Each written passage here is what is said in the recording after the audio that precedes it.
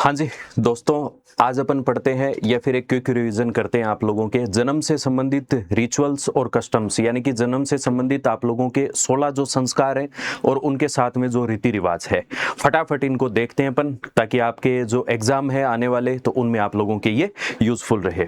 तो सबसे पहले अपन 16 संस्कारों की बात करते हैं कि रिचुअल्स जो हम लोग पढ़ते हैं वो रिचुअल्स आप लोगों के एक तो जन्म से संबंधित रस्में या फिर आप लोगों के रिचुअल्स कह सकते हो, कस्टम्स कह सकते हो, जो कि बर्थ से रिलेटेबल हो। दूसरा आप लोगों के विवाह से संबंधित यानी कि मैरिज से रिलेटेबल हो। तीसरा आप लोगों के मृत्यु से संबंधित, यानी कि डेथ जब होती है किसी की या किसी की मृत्यु होती है तो उससे कौन कौन से आप लोगों के रिचुअल्स जुड़े हुए होते हैं या कौन कौन से कस्टम्स जुड़े हुए होते हैं। तो सबसे पहले आप लोगों के सामने है जन्म से संबंधित संस्कार, यानी कि हम लोगों के जीवन में 16 संस्कार होते हैं। कितने संस्कार होते हैं? 16 संस्कार होते हैं और इन्हीं 16 संस्कारों के आधार पर हमारा जीवन होता है वो पूर्ण होता है। यानी कि जब हम पैदा होते हैं, पैदा होने से लेकर जब हम अंतिम समय तक पहुंचते हैं या हमारी अंत्येष्टि निकाली जाती है या फिर हमारी जो फाइनल डेस्टिनेशन होती है जिसमें हम लोग शमशान घाट की तरफ जाते हैं, तो वहां तक हमारे 16 रिचुअल्स फॉलो किए जाते हैं या 16 संस्कार आप लोगों के फॉलो किए जाते हैं। 3 रिचुअल्स या 3 संस्कार ऐसे होते हैं जो बर्थ से पहले होते हैं, यानी कि बिफोर बर्थ होते हैं, और 13 जो होते हैं वो आफ्टर बर्थ, यानी कि 3 जन्म से पहले होते हैं, और 13 जो होते हैं वो आप लोगों के जन्म के बाद में होते हैं। तो सबसे पहले हम लोग बात करते हैं जन्म से पूर्व के संस्कार। कितने होते हैं? आपसे एग्जाम में सीधा पूछा जा सकता है। तो 3 आप लोगों के जन्म से पहले यानी बिफोर बर्थ है, फिर उसके बाद में आफ्टर बर्थ आपके कितने होते हैं? 13 होते हैं जन्म के बाद के संस्कार। तो सबसे पहला जो संस्कार होता है वो कहलाता है आप लोगों के गर्भाधान या फिर ऋतु संगम। क्या कहते हैं इसको? गर्भाधान या फिर आप लोगों के ऋतु संगम। इसमें मेल और फीमेल जो होते हैं जिनकी बायोलॉजिकल प्रोसेस पूरी होती है, या हम लोग यूं कह सकते हैं कि जिनकी बॉडी एक दूसरे से कनेक्ट होती है, तो पहली बार जब फीमेल प्रेग्नेंट होती है या गर्भ धारण करती है तो उस संस्कार को हम लोग कहते हैं गर्भाधान या फिर आप लोगों के ऋतु संगम संस्कार कहा जाता है। तो माता जब सबसे पहली बार प्रेग्नेंट होती है या प्रेगनेंसी का आप लोगों के पहला दिन या पता चलता है, तो उस संस्कार को अपन कौन सा संस्कार फॉलो करते हैं? तो गर्भाधान या फिर आप लोगों के ऋतु संगम संस्कार। इसको एक निकनेम दिया जाता है, अदर नेम देते हैं, वो आप लोगों के मेवाड़ में इसको क्या कहा जाता है? बदुरात कहते हैं। इसको क्या कहते हैं? मेवाड़ में बदुरात कहा जाता है। तो ये आप लोग ध्यान में रखना। सबसे पहला संस्कार कौन सा है? गर्भाधान या फिर आप लोगों के ऋतु संगम। दूसरा आता है पुंसवन संस्कार। पुत्र की कामना की जाती है। पहले क्या होता था आप लोगों के, जैसे आप लोग एस्ट्रोलॉजी में पढ़ते हो, रेवती नक्षत्र होता है, पुष्य नक्षत्र होता है, और अलग अलग प्रकार के आप लोगों के नक्षत्र होते हैं। तो चंद्रमा का जो लाइटिंग होती है या चंद्रमा की जो कंडीशन होती है, मून की कंडीशन पर आप लोगों के एक नक्षत्र होता है। जैसे अपने ग्रह होते हैं, ग्रहों के साथ में नक्षत्र होते हैं, उन्हीं नक्षत्रों में से आप लोगों की एक नक्षत्र होता है पुष्य नक्षत्र। कौन सा नक्षत्र होता है? पुष्य नक्षत्र। इस पुष्य नक्षत्र में अगर किसी के कोई बेटा या फिर अगर कोई संतान होती है तो माना ऐसा जाता है कि वो संभवतः लड़का होगा। तो कामना ऐसी की जाती है। या फिर आप लोगों के पुंसवन जो संस्कार होता है, इसमें माता को एक तो गिलोय पिलाया जाता है, यानी कि उसके नाक से थोड़ा सा गिलोय का रस डाला जाता है, ताकि उसके शरीर में क्या रहे? उसके शरीर में रोग प्रतिरोधक क्षमता या फिर आप लोगों के जो होती है रोगों से लड़ने की क्षमता वो ज्यादा बढ़ती रहे, जिसकी वजह से बच्चा भी बीमार ना हो और मां भी बीमार ना हो। और दूसरा आप लोगों के पुष्य नक्षत्र में चंद्रमा के समय ये आप लोगों के रिचुअल्स पहले फॉलो किए जाते थे, तो इसको पुंसवन संस्कार कहते। और इसमें आप लोगों के वर्शिप किसके लिए की जाती है? सन के लिए, यानी कि पुत्र के लिए कामना की जाती है कि भाई हमारे बेटा हो। तो ये आप लोग ध्यान में रख लेना। फिर उसके बाद में आता है सीमंतोनयन संस्कार। तो गर्भ धारण के 6ठे और 8वें माह में, यानी कि on the 6th and 8th month of pregnancy, यानी कि गर्भ धारण जो होता है उसके 6ठे या 8वें महीने में आप लोगों के ये संस्कार किया जाता है। इसका जो उद्देश्य होता है, ऑब्जेक्ट जो होता है, वो बुरी शक्तियों से बचाना होता है। क्या होता है? बुरी शक्तियों से बचाना होता है। आप लोगों ने घरों में देखा होगा, अपने निजर उतारते हैं या राई लूण करते हैं, या फिर आप लोगों ने देखा होगा कि कोई किसी की नजर लग जाती है तो उसके ऊपर से जैसे कि अपने नमक मिर्च या फिर आप लोगों के राई लूण जो होती है उसको उल्टा 7 बार घुमा के फिर कोई आग लगा देते हैं। कोई सरसों के तेल की जो बाती होती है उसको घुमाते हैं, फिर उसको जला देते हैं। तो अलग अलग प्रकार के रिचुअल्स होते हैं, यानी कि बैड एनर्जी जो होती है उस बैड एनर्जी से प्रोटेक्ट करने के लिए या फिर आप लोगों के बुरी शक्तियों से बचाने के लिए यह संस्कार किया जाता है सीमंतोनयन संस्कार।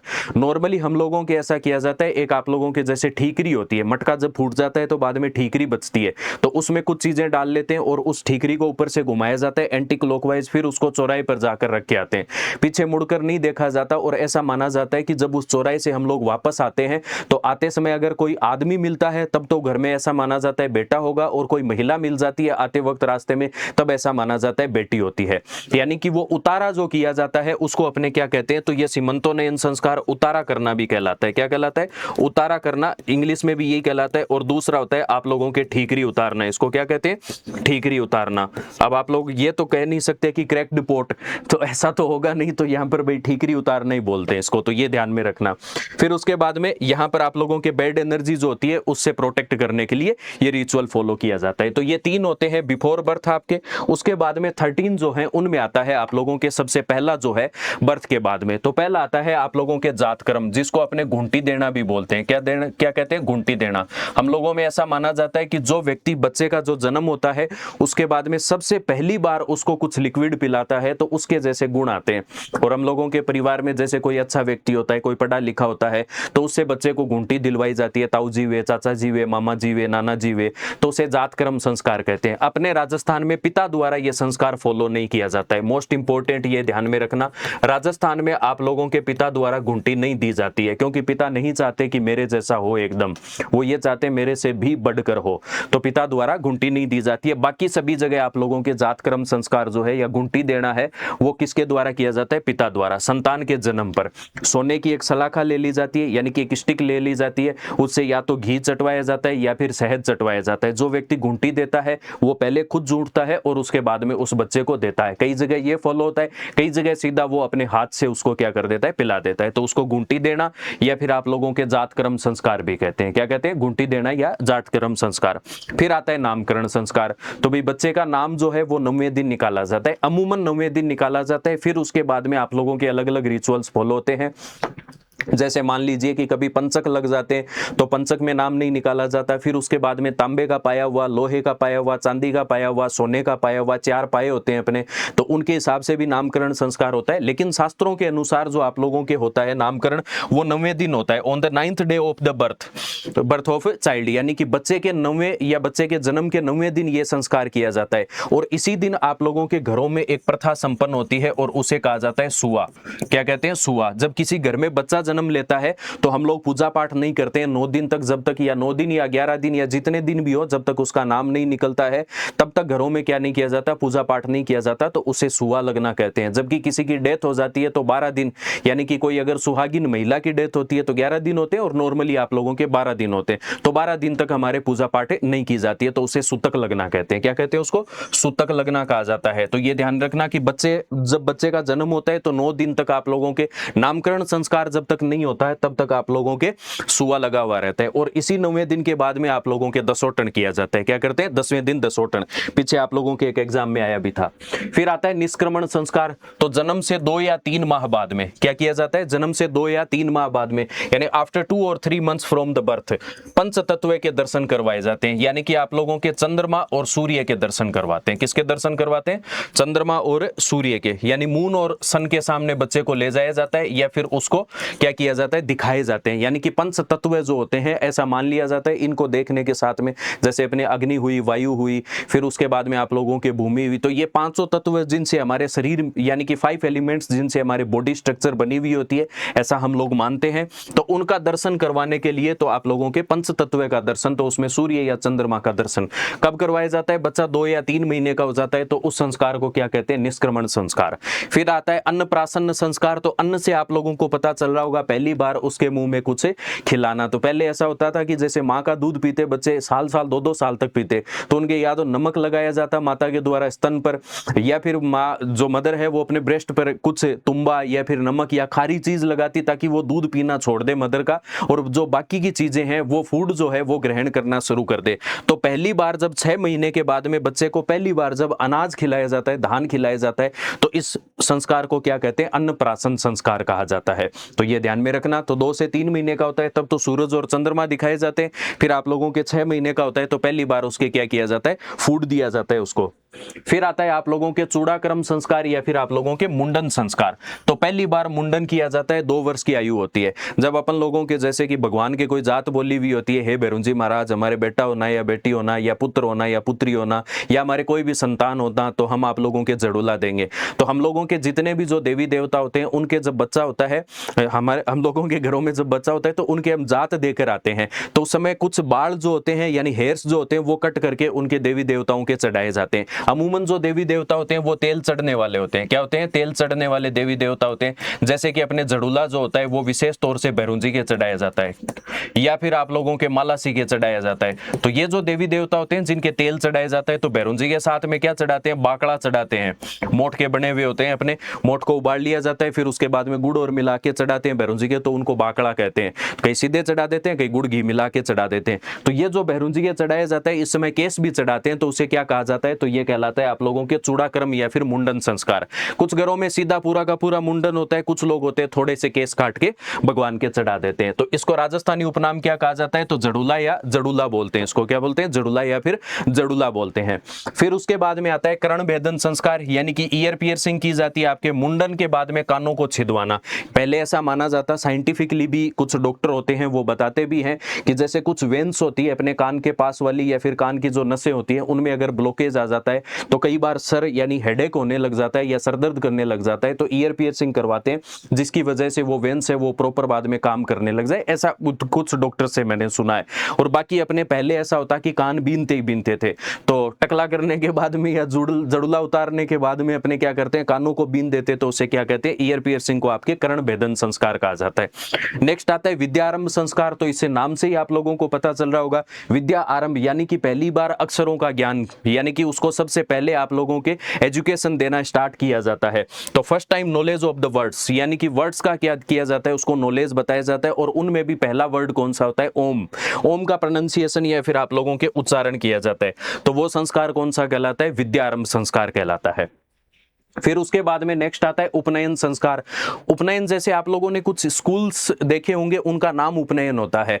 वो उपनयन नाम इसीलिए है आप लोगों के, यानी कि उससे कनेक्ट होना किसी चीज से, तो वो किसके लिए कनेक्ट होते हैं? तो वो आप लोगों के एजुकेशन के लिए कनेक्ट होते हैं। तो शिक्षा के लिए गुरु के पास भेजना, यानी गुरु से क्या हो गया? कनेक्शन हो गया। समीप भेजना या नियर टू, तो नियर टू अपने किसके? टीचर के। तो यहां पर आप लोगों के गुरु के पास जो भेजा जाता है वो संस्कार कौन सा कहलाता है? उपनयन संस्कार कहते हैं। और इसी समय जब बच्चा लगभग 10-11 साल का हो जाता है, कितने साल का होता है? 10-11 साल का, या आप लोगों के 10 to 11 ईयर्स उसकी एज हो जाती है। तो यहां पर जब इतनी एज होती है तो उसको भेजा जाता है, और उसी समय गुरु क्या होता है? उसको एक जनेऊ पहनाता है। जैसे आप लोगों ने देखा होगा, हनुमान जी के मंदिर में गए होंगे आप लोग, तो सूती जो आप लोगों के एक धागा होता है उसमें ऐसे लपेटा गोल गोल सा होता है, तो उसको यहां से पहनते हैं, तो वो जनेऊ होता है। ब्राह्मण अपने अमूमन पहने हुए रखते हैं, तो वो जनेऊ जो होता है आप लोगों के, वो जनेऊ 10-11 साल की उम्र में पहनाया जाता है। और ये रिचुअल्स आप लोगों के श्रावण पूर्णिमा को फॉलो किया जाता है। किसको फॉलो किया जाता है? श्रावण पूर्णिमा को, यानी कि रक्षाबंधन के दिन सबसे बेस्ट इसको माना जाता है कि कौन सा संस्कार है आप लोगों के? उपनयन संस्कार को फॉलो करना। तो ये आप लोगों के यज्ञोपवीत संस्कार भी बोलते हैं। इसको क्या बोलते हैं? यज्ञोपवीत संस्कार भी बोला जाता है।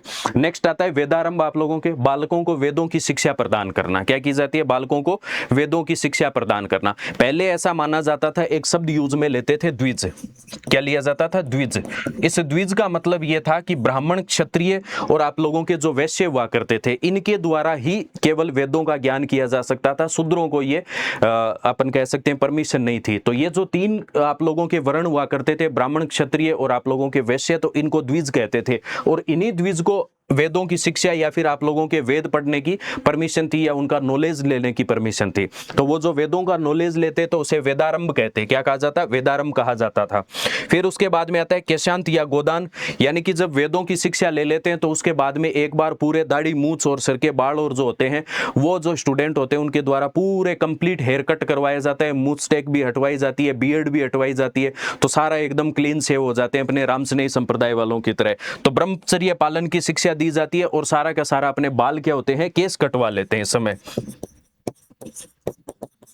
केस कटवाना या फिर आप लोगों के हेयर कटिंग करवाना कंप्लीटली। तो ये इसमें आप लोगों के ना दाढ़ी रखी जाती है, ना मूछ रखी जाती है, ना सिर के बाल रखे जाते हैं, केवल एक चोटी रखी जाती है। तो ये केशांत या फिर आप लोगों के गोदान संस्कार कहलाता है। फिर उसके बाद आता है समावर्तन संस्कार। तो जब शिक्षा कंप्लीट होती है तो फेयरवेल पार्टी ऑर्गेनाइज करवाई जाती है। तो on the complete of education या फिर एजुकेशन कंप्लीट जब होती है तो उस समय आप लोगों के गुरु दक्षिणा देने का समय आता है। तो जैसे हम लोगों के पहले फेयरवेल पार्टी या विदाई समारोह ऑर्गेनाइज करवाया जाता है स्कूल में, तो कोई बच्चे जैसे पंखा दे के जाते, कोई अलमीरा दे के जाते, कोई वाटर कूलर दे के जाते, कोई स्कूल में बेंचेस दे के जाते, तो वो आपस में कंट्रीब्यूशन करके ऐसा कुछ काम करते। तो पहले ऐसा होता कि जैसे कि आगे गुरुकुल में कोई पढ़ने आएगा तो उनको भी ये सुविधाएं मिलेगी, तो वो परंपरा वहीं से चली हुई है। तो इस समय आप लोगों के समावर्तन यानी कि समाप्त हो गई आप लोगों की एजुकेशन, अब आप लोग वापस घर की तरफ जाओगे। तो उस समय गुरु को तो गुरु दक्षिणा दोगे और कंप्लीट जो एजुकेशन होती है उस समय गुरुकुल में कुछ चीजें आप लोग दे के जाते हो। फिर आता है पाणी ग्रहण संस्कार, जिसके लिए आप लोग तैयारी कर रहे हो। तो भाई विवाह से संबंधित है, ऑन मैरिज, जब महिला जो होती है या जो लड़की होती है जिसके द्वारा अपना वर चुना जाता है और जब वो फेरे लेती है तो उस समय पाणी ग्रहण करवाया जाता है। और पाणी ग्रहण संस्कार के बारे में ऐसा भी माना जाता है, इससे पहले अगर कोई महिला या कोई पुरुष ने अगर किसी के साथ उसके रिश्ते रहे हुए हैं तो वहां तक की वो जर्नी समाप्त हो जाती है। उसके पाप एक बार के लिए, हालांकि पाप करने नहीं चाहिए, वो अपने अब जैसे जैसे चीजों को कंफर्टेबल करने के लिए इनको जोड़ते हैं, लेकिन ऐसा होता है कि पहले का अगर उसकी कोई चीजें भूल चूक अन्य पाप जैसे कि किसी कोई जीव जंतु उनके प्रति, तो उनको क्या किया जाता है, माफ किया जाता है और वो उस लड़के से जुड़ जाती है और अब उसका पूरा जीवन जो है उसके साथ में ही रहता है। तो वो पाणी ग्रहण यानी उसके घर का जल ग्रहण कर लेती है या उसके साथ में पानी ग्रहण कर लेती है, तो अब उसका सरनेम और उसका जीवन जो है वो उसी के साथ जुड़ा हुआ होता है। तो आप लोगों के मैरिज से रिलेटेबल ये रिचुअल्स होता है। फिर आती है अंत्येष्टि, तो अंतिम संस्कार होता है स्वाहा। तो यहाँ पर तो फेरों में स्वाहा होती है और यहाँ पर जीवन की स्वाहा हो जाती है। तो लास्ट में लांपा लगा देते हैं या मुखाग्नि लगा देते हैं या फिर अंतिम संस्कार शमशान घाट में आप लोगों की या ग्रेवयार्ड में कर दिया जाता है। तो वो आप लोगों के 13वां संस्कार। तो 3 संस्कार पहले थे और 13 संस्कार या 13 आप लोगों के बाद में आते हैं। अब आते हैं जन्म से संबंधित रिचुअल्स, यानी कि आप लोगों के बर्थ से रिलेटेबल कौन कौन से रिचुअल्स हैं उनकी अपन बात करते हैं। पहला आता है जच्चा या फिर आप लोगों के होलर गीत। तो ये गीत गाए जाते हैं आप लोगों के जन्म के समय, जब बच्चा पैदा होता है घरों में तो उस समय क्या किए जाते हैं, गीत गाए जाते हैं। उनको जैसे कि अलग अलग जगह होते हैं, कई जगह बेमाता गीत भी कहते हैं, कई जगह टाबरिया गीत भी कहते हैं, कई जगह जापा का गीत भी कहते हैं। तो ये आप लोगों के जच्चा गीत और होलर गीत कहा जाता है इसको। तो घर में कोई भी अपने किसी का भी बर्थ होता है तो उस समय गीत गाए जाते हैं। फिर उसके बाद में आता है छेड़े, तो शिशु की मृत्यु पर गीत गाए जाते हैं। जैसे मान लीजिए कि पहले ऐसा होता, कई बार मदर की भी डेथ हो जाती, कई बार बच्चे की भी हो जाती होती, अभी भी अमूमन है, डेथ हो जाती है बहुत सी बार, लेकिन पहले ऐसा था कि इतनी मेडिकल फैसिलिटीज नहीं थी, तो ऐसे डेथ की जो आप लोगों की प्रोबेबिलिटी है वो थोड़ी ज्यादा रहती थी, अब थोड़ी कम रहती है।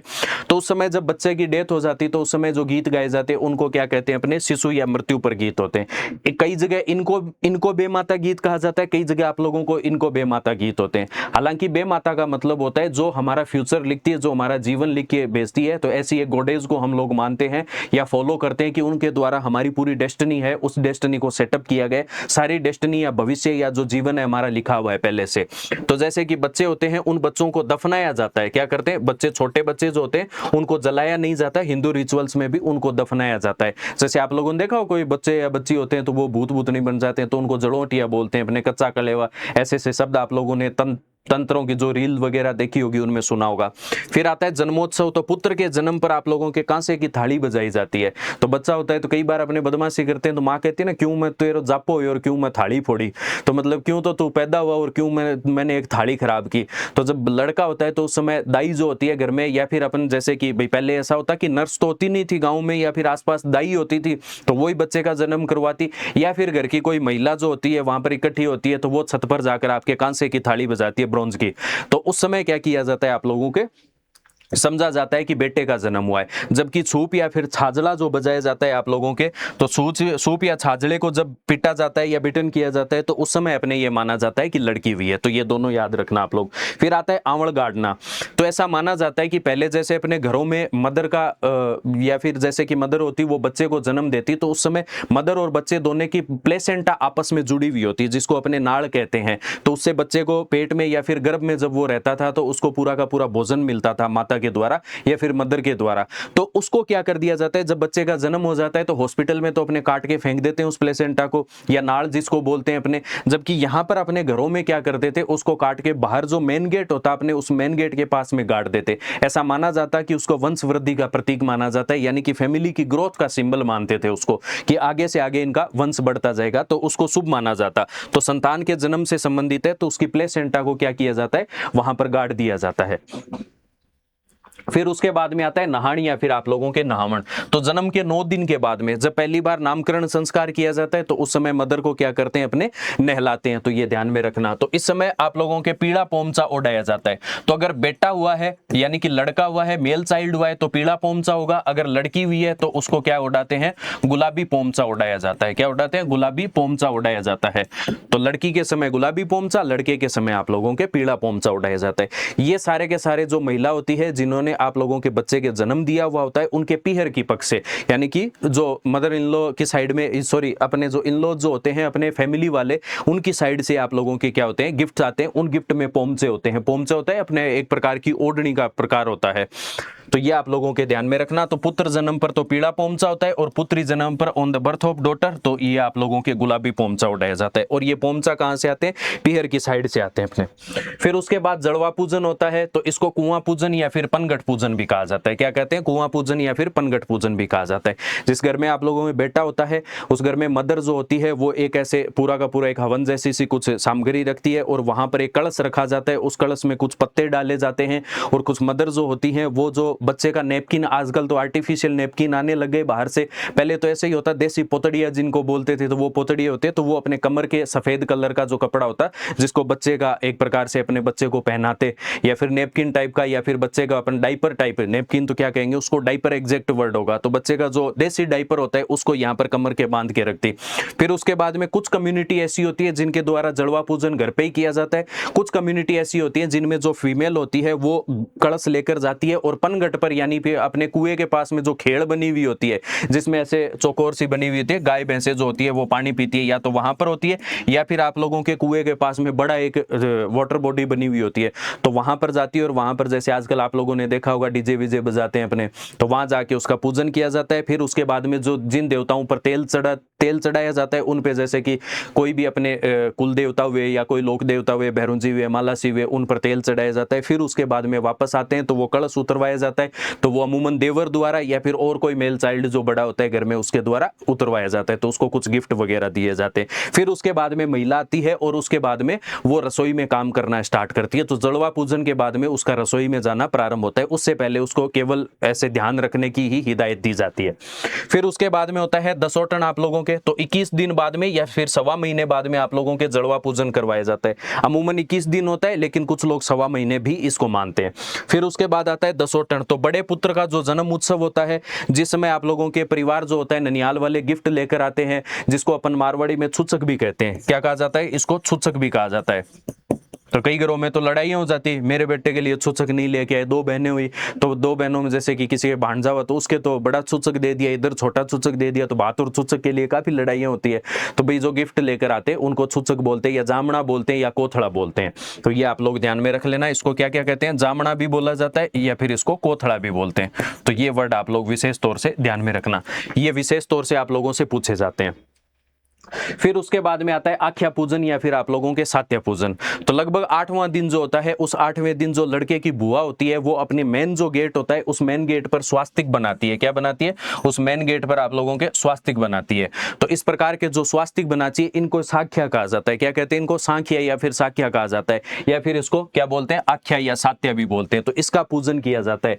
तो सांख्या पूजन या स्वास्तिक पूजन किया जाता है और संतान के जन्म पर स्वास्तिक या मांडणों का चित्रण किया जाता है। यानी कि ये पेंटिंग बनाई जाती है घर के मुख्य द्वार पर। कहां पर बनाई जाती है, मेन गेट पर बनाई जाती है आप लोगों के। तो ये विशेष तौर से ध्यान में रखना कि मेन गेट पर और कौन बनाती है, बुआजी बनाती है। तो ये भी ध्यान में रखना।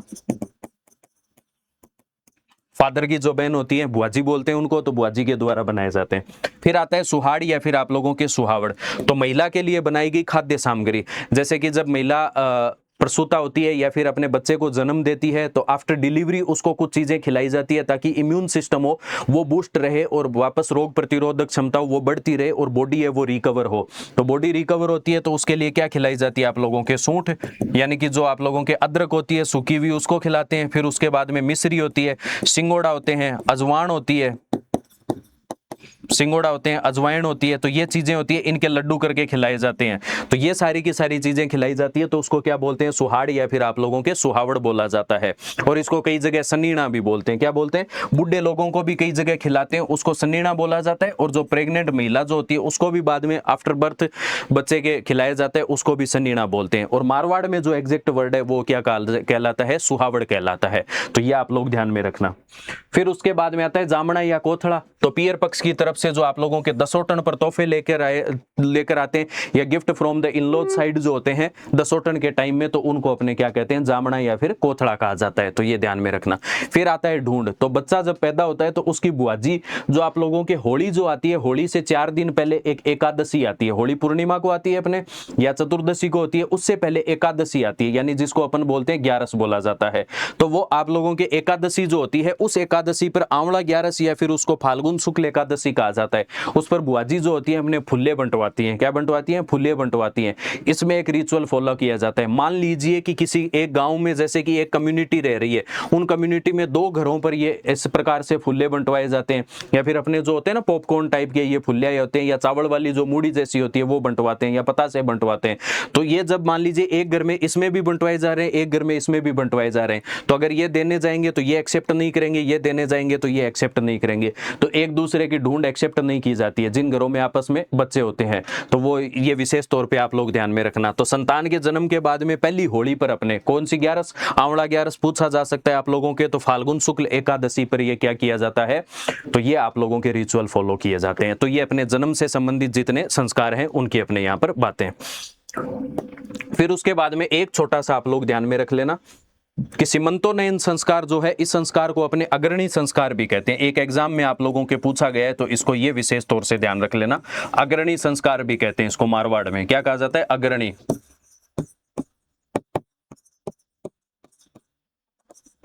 अग्रणी संस्कार। और कहां पर कहा जाता है? मारवाड़ में कहा जाता है। तो ये भैया आप लोगों के आज एक छोटा सा क्विक रिवीजन है जो कि कौन कौन से, तो 16 संस्कार आप लोगों के और जन्म से संबंधित जितने रिचुअल्स है उनके बारे में।